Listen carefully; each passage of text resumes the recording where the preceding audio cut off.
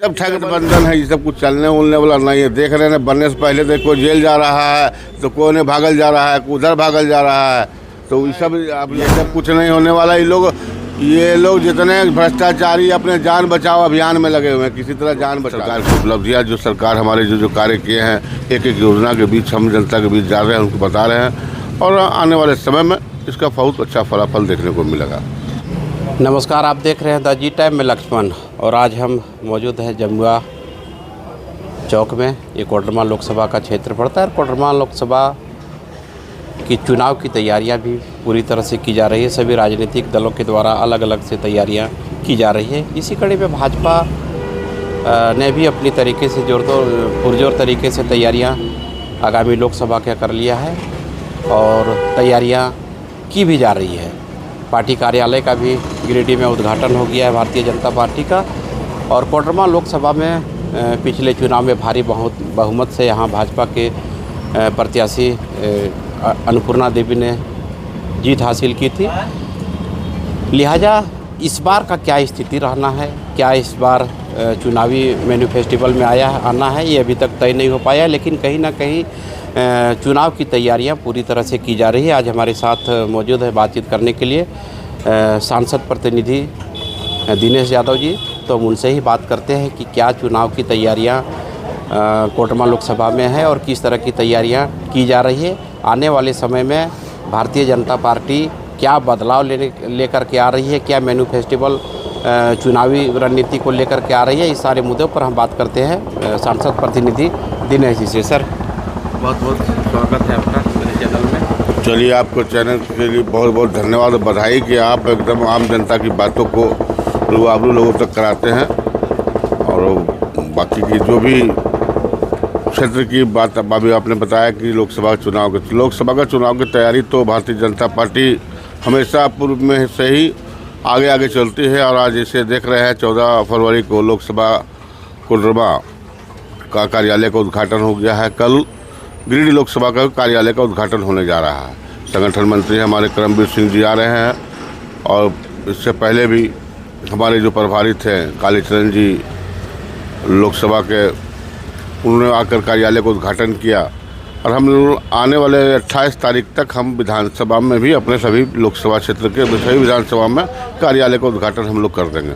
उसके बाद फिर मंडल का कार्यालय का उद्घाटन हम लोग करेंगे। और हम लोग पूरे पुरजोर से लगे हुए हैं कि अपने क्षेत्र में लोगों के बीच जाकर सरकार की उपलब्धियां जो सरकार हमारे जो कार्य किए हैं, एक एक योजना के बीच हम जनता के बीच जा रहे हैं, उनको बता रहे हैं और आने वाले समय में इसका बहुत अच्छा फलाफल देखने को मिलेगा।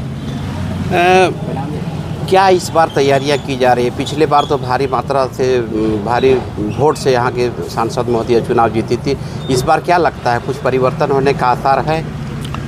इस बार पूर्व के जो मत आया था उससे भी अधिक मत से लोकप्रिय सांसद हमारे चुनाव जीतेंगे। चूँकि आज आम जनता को पहले तो फर्स्ट टाइम आई थी, किसी प्रकार के उन्होंने जनता के बीच काम नहीं किया, लेकिन आज हर विकास के काम पूरे लोकसभा क्षेत्र में देखिए, चाहे ट्रेन ठहराव की बात हो, चाहे आम आदमी का आवास की बात हो, शौचालय की बात हो, पानी की समस्या का निदान की बात हो, लोग रोजगार की बात हो, हर पूरे लोकसभा क्षेत्र में 650 करोड़ रुपए का रोड का कार्य चल रहा है। तो ये लगातार विकास के कार्य चल रहा है। इसलिए आम जनता की जो अपेक्षा थी, हर सारे अपेक्षाओं को पूर्ण करने का काम किए हैं। इसलिए हम आशा है, पूर्ण विश्वास है, जनता पुनः उनको आशीर्वाद देगी और पुरजोर से आशीर्वाद देगी। और जिस प्रकार अगले बार 4.5 लाख मतों से जीते थे, हम आशा करेंगे कि जनता की और भारी आशीर्वाद प्राप्त कर और भी ज़्यादा मत से जीतने का प्रयास होगा। राहुल गांधी का यात्रा पूरे झारखंड में चल रहा है, देश के साथ साथ पूरे झारखंड में, जिसमें गिरिडीह का कोडरमा लोकसभा का भी कुछ जगहों को पर भी उन्होंने सभा किया, कार्यक्रम किया। तो क्या लगता है कि उनके जो दौरा है उससे भारतीय जनता पार्टी को क्या प्रभाव पड़ने जा रहा है? देखिए, दौरा तो लोग पूरे भारत को कर रहे हैं। झारखंड भी आए थे। हम तो उनसे आग्रह विनती करेंगे, सब दौरा बाद में करिएगा, पहले अपने दल को बचा लीजिए। दल में जो लोग बचे हुए एक एक करके सब तो भागते जा रहे हैं। कभी कमलनाथ की पखवार में सुनने की बात आती है। इससे पहले देखिए कश्मीर वाले जो उतने कद्दावर नेता थे, गुलाम नबी आज़ाद, वो चले गए। लगभग इनके बड़े नेता जितने थे सब जाते ही जा रहे हैं। तो सब नेता ही नहीं रहेंगे तो फिर पार्टी के अंदर में क्या होगा। इसलिए उनको देश की चिंता बाद में करे, पहले अपनी पार्टी की चिंता करके पार्टी को बचाने का प्रयास करे। मतलब क्या लगता है कि ये जो कांग्रेस के बड़े बड़े कदावर नेता है वो कांग्रेस का साथ छोड़ रहे हैं, इसका कारण क्या है? मोदी जी का प्रभाव है या फिर राहुल गांधी की लोकप्रियता घट रही है, ये कारण है? देखिए, राहुल जी की लोकप्रियता की कोई प्रश्न नहीं है। लोग विकास के साथ जाना चाह रही है। लोग आज पूरे भारत ही ने पूरी दुनिया में आज नरेंद्र मोदी जी का जिस प्रकार नाम है, पूरे भारत के नाम को रोशन करने का काम किए। इससे तमाम राजनीतिक दल के लोग को एक ही इच्छा है कि हम नरेंद्र मोदी जी के साथ में जाकर राजनीति करें, ताकि हमको देश में हमें भी एक लगे कि अच्छे दल के साथ काम करने का अवसर भी हमें मिला। आज देख रहे हैं लगातार पिछले 10 वर्षों जो कार्य कर रहे हैं, कौन सा क्षेत्र ऐसा है जिसमें विकास की नहीं हुआ। चाहे एयरपोर्ट की बात हो, एम्स हॉस्पिटल का बात हो, बच्चों की शिक्षा की बात हो। आज कोविड में इतनी बड़ी संकट आया पूरे देश में और उनको एक समाधान चुटकी बजाते हुए किया था। लोगों को आग्रह किया, भारतवासी को मैं तहे दिल से धन्यवाद देता हूं कि अपने लोकप्रिय प्रधानमंत्री की एक एक बात को गंभीरतापूर्वक सुनते हैं और ध्यान देते हैं। उन्होंने कहा थाली बजाओ, थाली बजा दिया, दिया जलाओ, दिया जला दिए। तो ये बात को दर्शाता है कि लोकप्रिय प्रधानमंत्री अपने देशवासियों के लिए 24 घंटा जिस प्रकार कार्य करते हैं, जनता भी उन पर पूर्ण विश्वास करती है और आने वाले समय में तीसरे बार पुनः प्रधानमंत्री के रूप में पूरे देश के लोग उसको दिन को देखना चाहते हैं, ताकि जो भी विकास के कार्य बचा हुआ है वो पूर्ण हो सके और हमारा भारत पूरी दुनिया में विश्व गुरु बन सके। बस यही आशा पूरे लोगों का नज़रिया उनके पर टिका हुआ है। अभी जैसे राहुल गांधी आम जनों के लिए अभी भी महंगाई का दंश को झेलना पड़ रहा है। काफ़ी चीज़ों में महंगाई चरम पर है, उस पर किस तरह का अंकुश लगाया जाएगा? देखिए, हमारे राहुल जी नेता हैं, वो बोल रहे हैं, लेकिन आम जनता क्या करी ये सो देखिए। आज पहले तो लोगों के पास साइकिल हुआ करता था, आज गरीब से गरीब घर में देखिएगा जो सामान्य आदमी हैं उनके मोटरसाइकिल और नहीं तो 4 व्हीलर सभी के पास है। तो ये दर्शाती है लोग कितने आगे बढ़ रहे हैं। अगर आगे नहीं बढ़ पा रहे तो इतना मेंटेनेंस कहाँ से कर पा रहे हैं।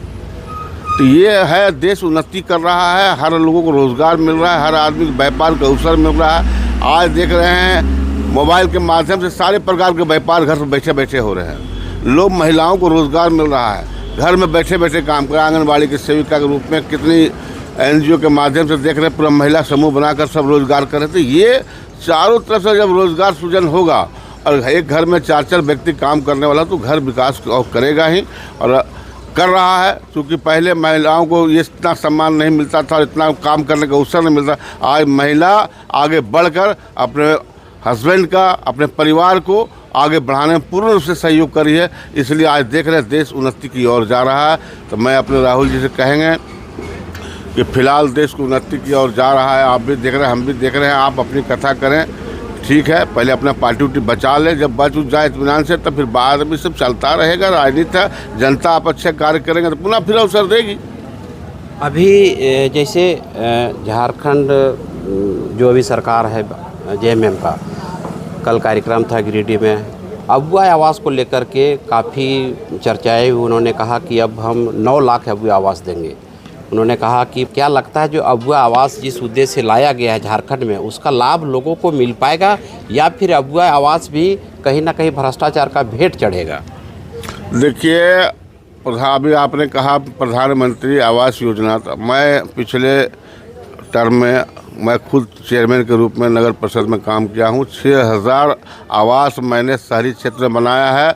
उस आवास के अंदर शौचालय है, किचन है, हॉल है, 2 बेडरूम है, सारे सुविधा के साथ युक्त बनाया। आज हमारे गिरिडीह शहरी क्षेत्र के 6000 परिवार आराम से रह रहे हैं।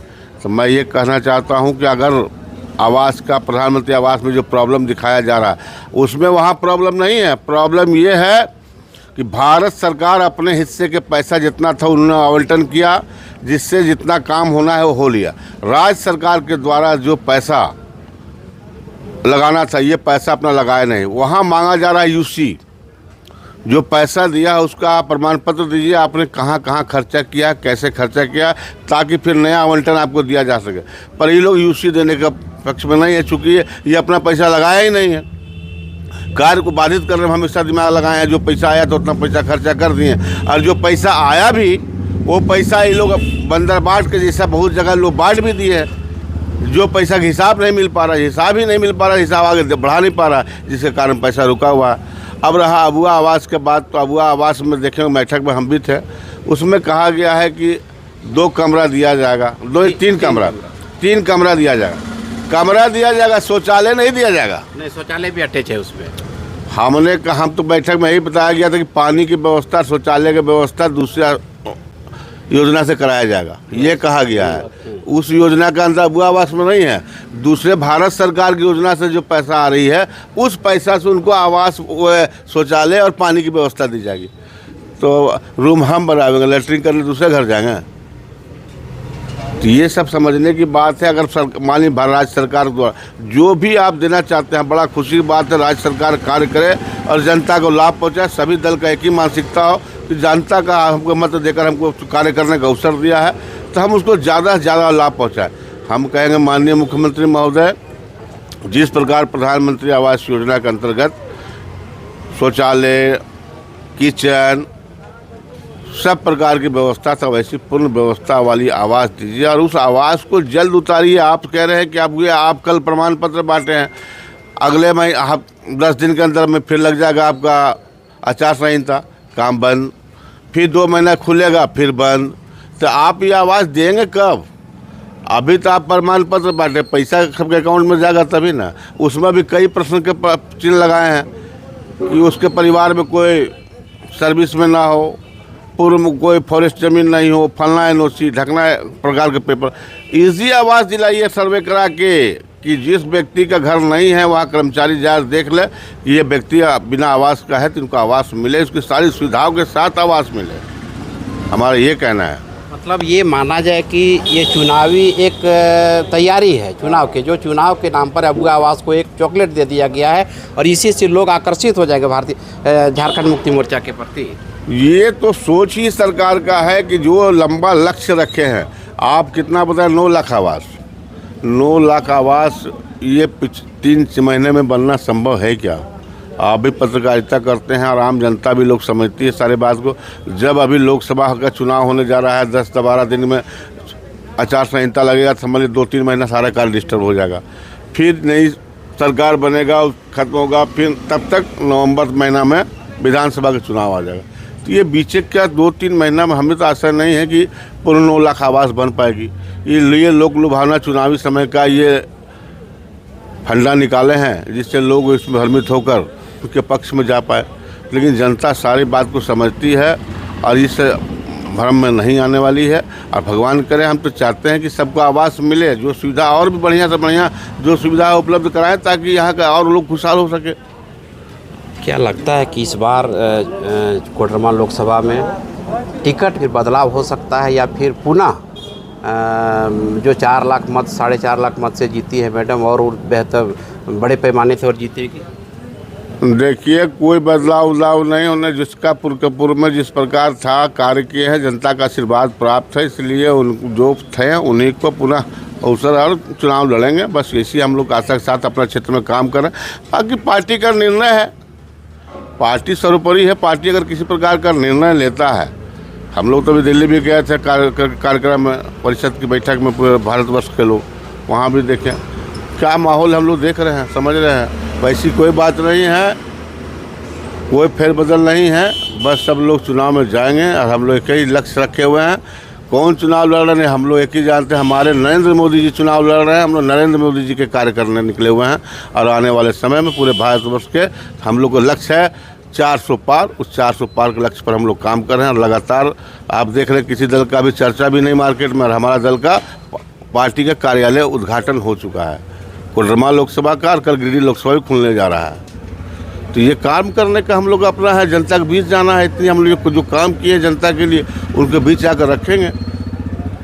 एक चीज़ और बता दीजिए अंत में, गठबंधन जो है JMM का, कांग्रेस का, RJD का, ये लोकसभा चुनाव में सफल रहेगा फिर या फिर अलग अलग तरीके से लोग चुनाव लड़ेंगे? अभी भी देखा जा रहा है कई राज्यों में जो गठबंधन की सरकारें थी धीरे धीरे अलग होता जा रहा है। झारखंड में क्या और ये सब ठगबंधन की गठबंधन है, ये सब कुछ चलने उलने वाला नहीं है। देख रहे हैं बनने से पहले तो कोई जेल जा रहा है, तो कोई ने भागल जा रहा है, कोई उधर भागल जा रहा है, तो ये सब अब लक्षण लग रहा है।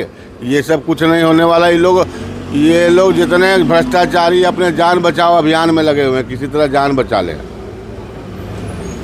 तो ये थे सांसद प्रतिनिधि जिन्होंने कई मुद्दों पर हमने बात किया और इन्होंने साफ तौर पर कहा कि पिछले बार जिस तरह से जीत दर्ज की है उससे बेहतरीन तरीके से और उससे बढ़ चढ़ के भारी मतों से फिर से कोडरमा लोकसभा में भारतीय जनता पार्टी की उम्मीदवार जीतेगी। और जो क्षेत्र में विकास हुआ है तो निश्चित तौर पर जनता विकास को देखती है और विकास के मुद्दे पर जनता कोडरमा लोकसभा का चयन करेंगे।